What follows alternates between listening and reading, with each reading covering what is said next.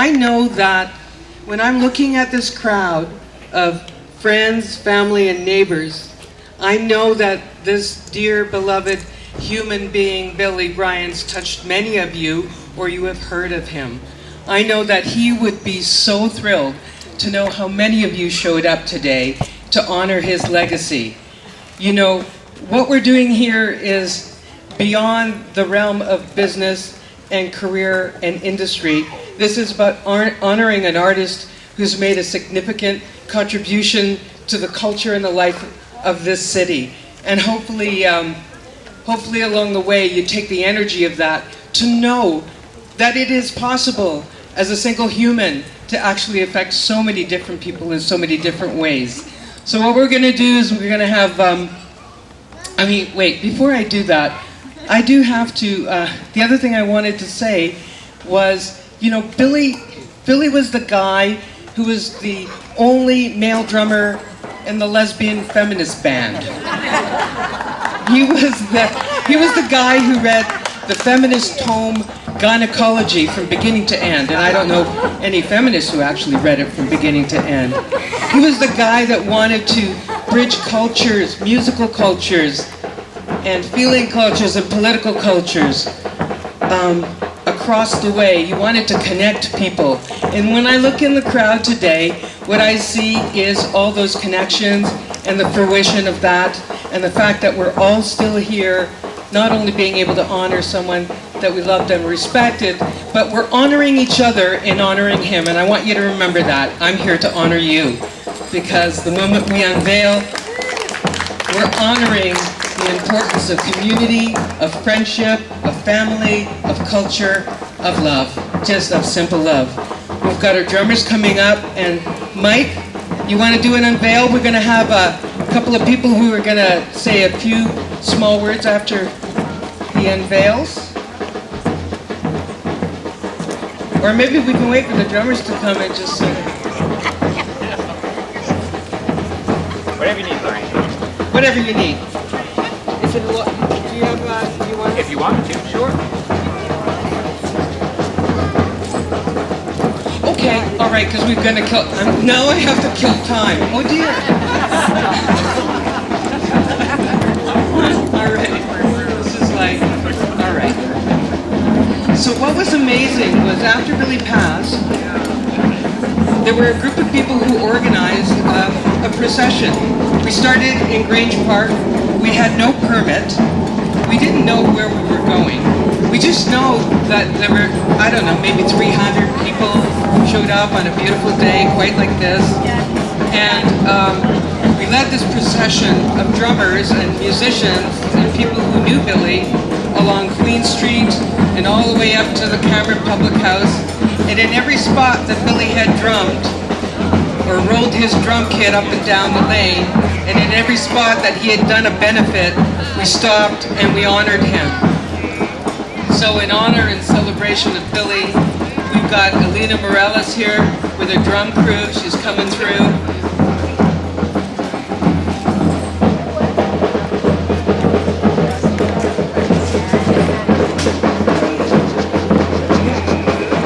I'm not going to film. We're just going to wait for the drums to come.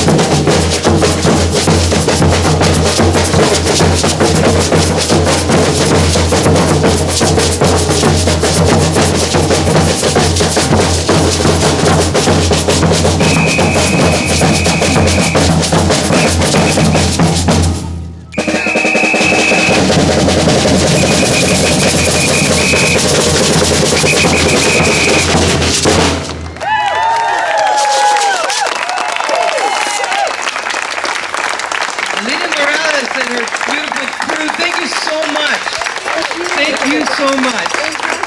What a beautiful way to honor him. You know, we're gonna, before we begin, want to, from bottom of heart, thank Cheryl Hawkes and Kate Cochran, who were the mistresses and goddesses of pulling this all together.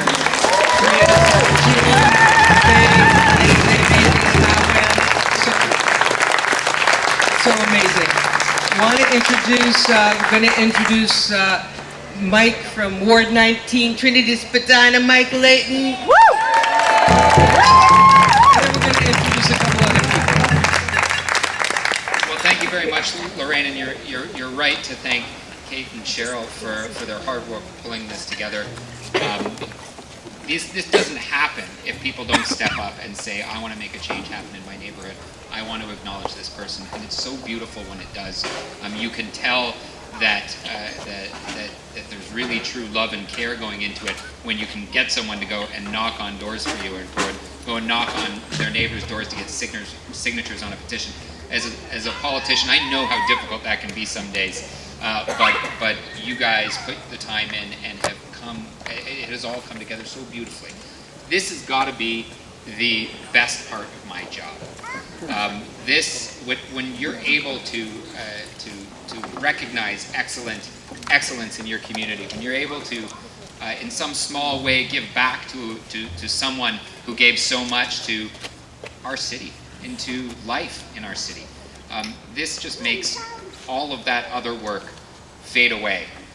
Because to see so many people out here that obviously Billy touched in his life, for you to be here to share in this moment, it means just so much.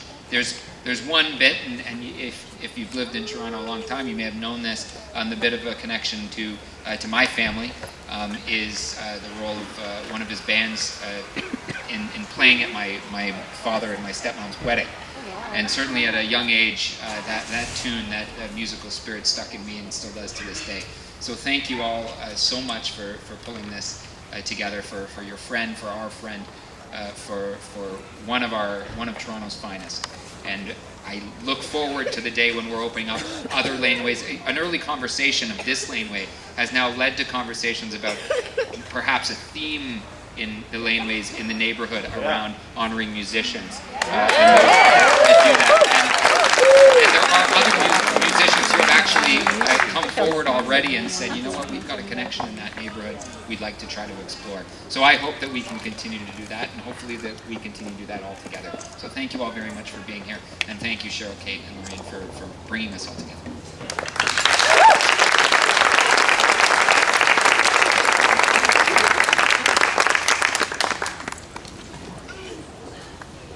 I threw my back out 2 days just before this happened. And what was really interesting is when we used to go on tour, I always had a bad back. There's something very, come around about that. We're going to have a couple people speak, and Leah and Jesse, Billy's children, are going to be speaking when we're over there partying. But at this particular moment, Derek, do you want to come up and say something? Derek. He's going to speak to the musical legacy.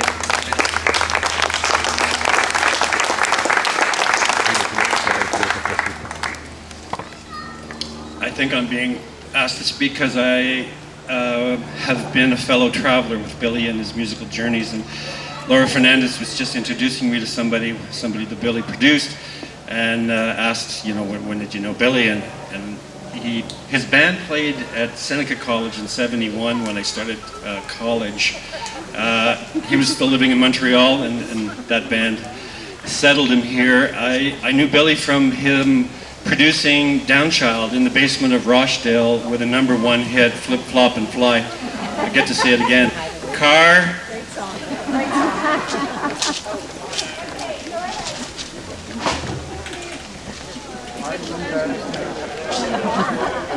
Oh, he's coming this way. He's going over in the lane.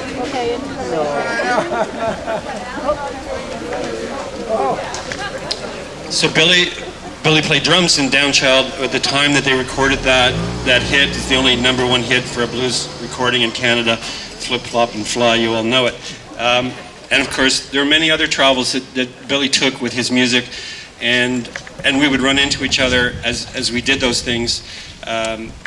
When I was working with World Music and traveled to Berlin looking for people to meet in Europe to network with, the only other Canadian in the place was Billy. I got there, and Billy and I got to meet a bunch of other organizers. The Small World Music Festival is on at Ontario Place right now, and yesterday Amai Kuda performed, brilliant young Trinidadian musician who Billy introduced me to at her CD launch, her first one at the Transac, and she resembles the strength and the beauty of what Billy did, his dedication to developing artists, to producing artists, to just looking at who needs a hand and then giving them a hand and making them better musicians, more prosperous musicians. Talmari, the list is endless for all the things that Billy did, and I'm so delighted to see you all here today. I have a photo of the memorial on my wall right in front of me when I'm working every day, and I see Billy every day. I have a message from Billy on my phone answering machine that has his voice actually giving me shit for being late to come over and visit him while he was not well here at this place. So it's fantastic that this place is being introduced as a mark for a guy who made a mark on this city. And I speak for Nick Jennings and all the other people who work so closely with Billy and all the musicians. Mocha's here, PJ, the guy who housed the rehearsals for V and many other people. I know there's going to be more accolades spread about what a wonderful human being Billy was, but I just wanted to share that with you because I loved him and I know you love him too.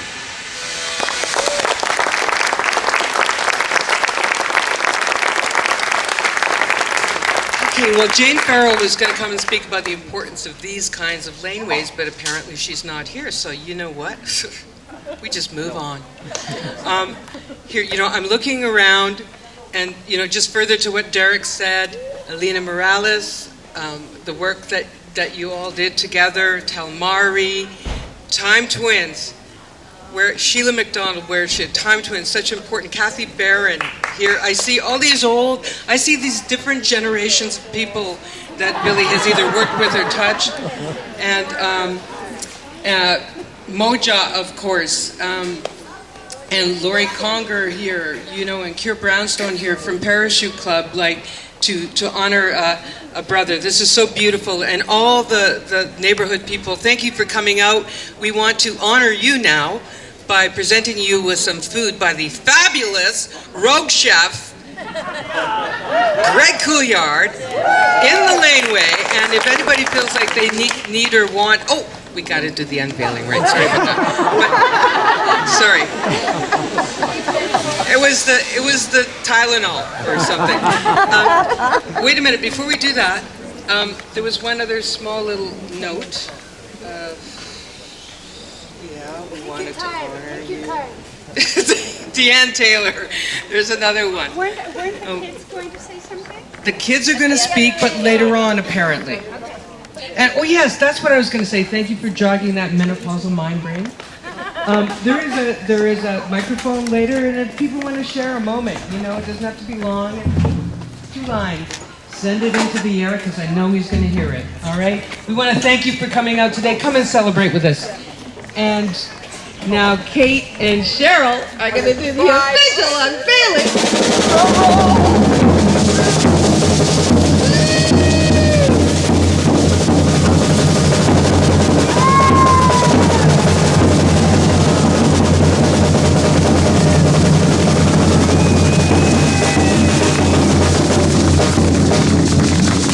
Come on in, we'll have some food.